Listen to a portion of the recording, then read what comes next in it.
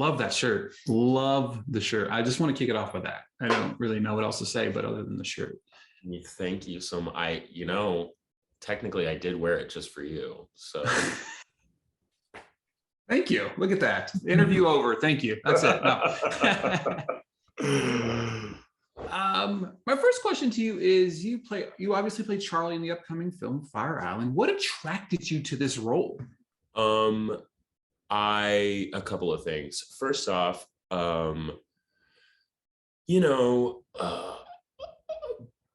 because a big part of the story was exploring like the racial tension between like white cisgender gay men of privilege and basically like everyone else in the queer community. I was like, this is a space that I can take up. This is like a character that I can inhabit, where like my privilege and my body as a white person is being leveraged to tell a more important story for other people, right? Like really the story is Bowen and Joel's story. But to be able to like be a tool to like help tell that story was really attractive to me. I was also just like, wow, like a gay rom-com. There's like they're not chugging out dozens of those at a time. So I was like, this, like I have to seize this opportunity while I have it. And also just how queer the movie is, that it's like about this queer place. It's all of these queer people. There's not really any straight people in the story, and the immediacy of it to like the lives of like fully grown, actualized, out of the closet queer people, that it wasn't a coming out story or a story about like, queer people struggling with their identity. It's like everybody in the movie knows, at least in terms of their sexuality, like where they're at and what they're doing. And it's more about, a theme that I don't think has been explored enough until now, because we have been so fixated on like coming out stories and first love stories and like the trauma queer people experience at the hands of straight people.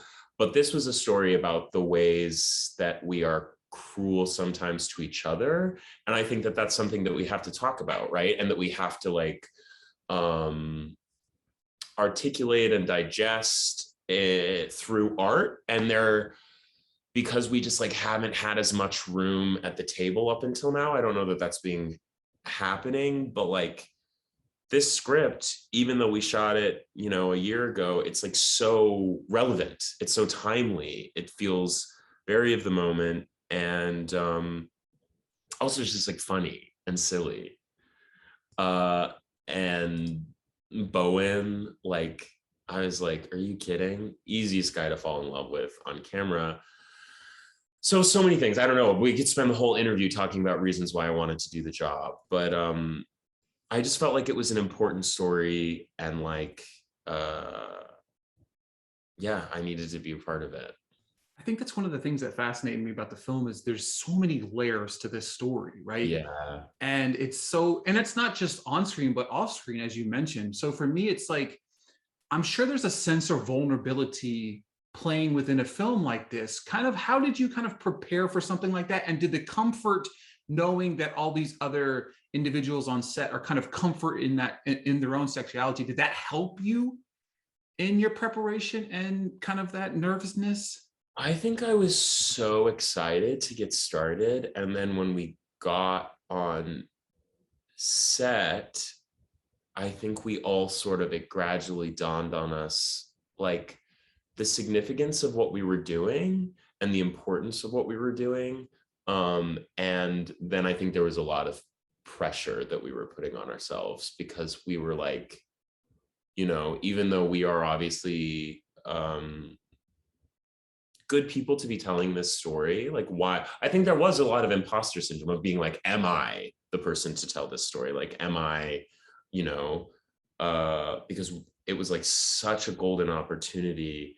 In terms of preparation, I mean, beyond the usual stuff that I do to get ready for like any role, I think I assumed it was going to be easier, right? I was like, I finally don't have to like go into this character because he's openly gay in a movie about like queer life. I don't have to be as worried about like, you know, when I go to play straight characters or I'm auditioning to play straight characters, a big question that hangs over the whole experience is, am I coming off as gay?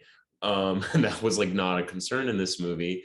But then the difficulties were like more nuanced. It's like when you think, when you are playing something that you think is really accessible, it's like then sometimes more fleeting than you expect it to be. um I don't know, did that answer your question? Perfect. It's perfect. Yeah, absolutely, for sure. Um, Andrew Ahn and Joe Kim Booster, obviously, Joe Kim wrote the film, Ahn directed the film.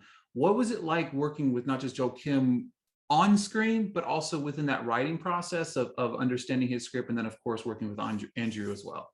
It was really beautiful to sort of like watch them come together and like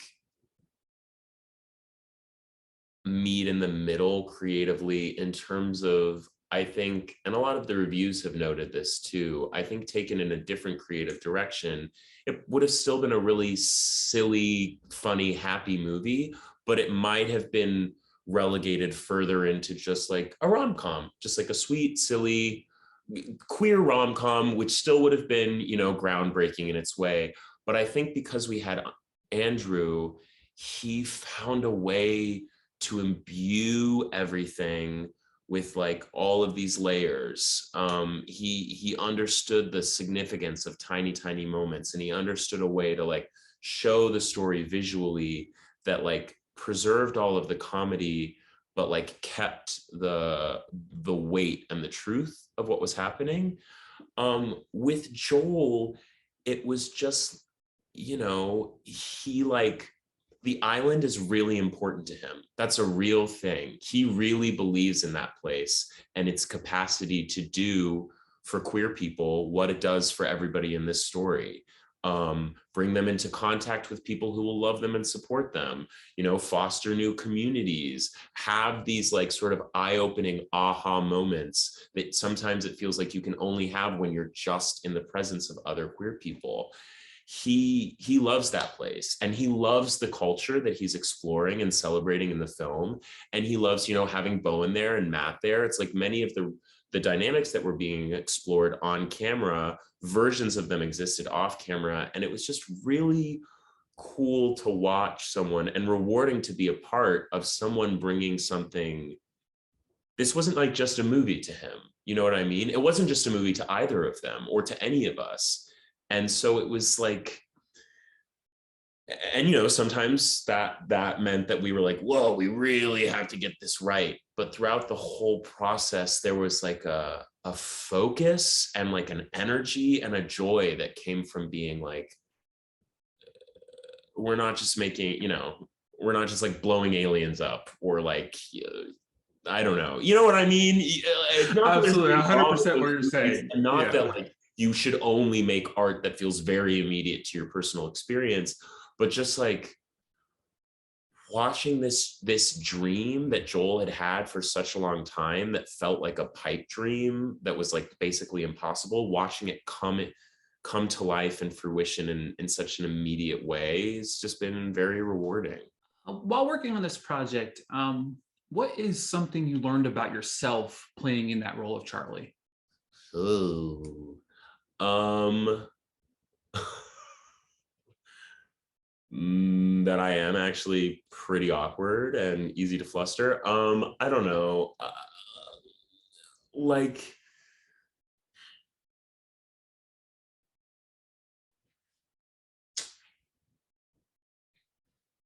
so many things. It's like hard to like sort of separate because the filming process was so specific, like what I was taking from being Charlie and what I was just taking from being in this group of like hyper talented, super functional queer people.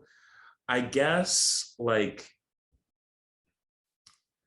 and you know, especially now going back out to the island, this is all going to sound very obvious, but being in the presence of queer people, just like being constantly vigilant about the kind of bullshit that Bowen and Joel and anybody in the Tunawak house was being put through in environments like that, right?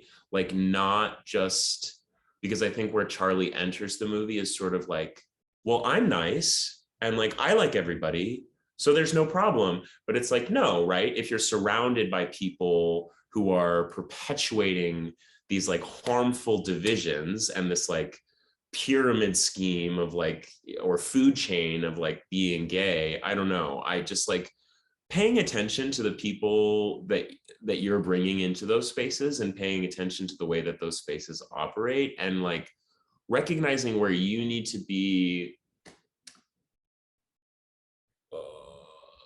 the person to step in and like address inappropriate behavior, because it is something, all of those moments, all of the like can we help you moments of like people being like shady or rude or dismissive happen on the island, and they happen in queer culture in gay bars all the time. And it's like that stuff's not going to start going away unless people in positions of social power notice it when it's happening and make it clear that like those people, if there is a social hierarchy, the people obsessed with maintaining a social hierarchy exist at the bottom of it. You know what I mean? And making sure that you're like very intentionally, not passively just by being nice, but very intentionally like building an atmosphere that is welcoming to everyone in the community. Because again, I think Charlie was just sort of taking his good nature for granted at the beginning of the film. And then through seeing the way that Cooper and Reese behave and treat Howie and Noah, being like, oh my God, no, it's like more complicated than this. And I need to be like trying harder and focusing more. One quick question before we go. So I took to Twitter and asked a fan question, and I got a fun one from Catherine. Would Charles and Joe Goldberg get along? So again, the thing about of course that's the question. I think they would, because Joe, as we know, really loves kids, and so does Charlie as a pediatrician. I think, you know, Charlie just tries to get along with everybody, and we know Joe from 4 Seasons is very charming. And I do think if Charlie found out that Joe is a serial killer, I do think he would be like, oh, I need to report you to the police, but also you should get, you're sick and you need to get treatment for this, you know? So I think, yeah, I think he would definitely respond to it better than 40 did. Which is a low bar, but what can you do? Right, exactly.